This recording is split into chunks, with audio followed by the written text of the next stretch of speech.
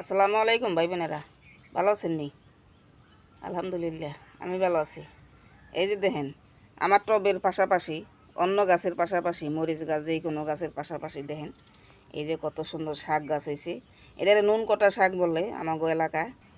এই যে দেখেন, এটারে বউটুকানি শাক বলে আমাদের এলাকায়। ঠিক আছে ভাই বোনেরা, অনেক সুন্দর শাক, অনেক সুন্দর। এই যে দেখেন আরেকটা, দেখছেন মরিচ গাছের সাইডে হয়েছে। এই যে দেখেন, এই শাকগুলো আমাকে এলাকায় লেটা পেটা বলে, মানে 12 পথ। এই যে দেখেন ভাই বোনেরা, ওই যে ওইটার পাশেই আবার এই যে হচ্ছে কলমির শাক।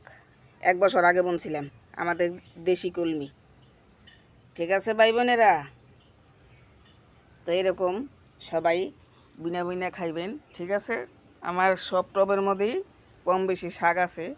ঠিক আছে ভাই বোনেরা, এই যে দেখেন দাঁড়া বলেন, ডাটা বলেন, সব পদে আছে। ফুল বলেন, ধনিয়া পাতা বলেন। এই যে আমার ধনিয়া পাতা বীজ হয়ে গেছে। ঠিক আছে ভাই বোনেরা, ওকে, আল্লাহ হাফেজ, বাই বাই, টাটা।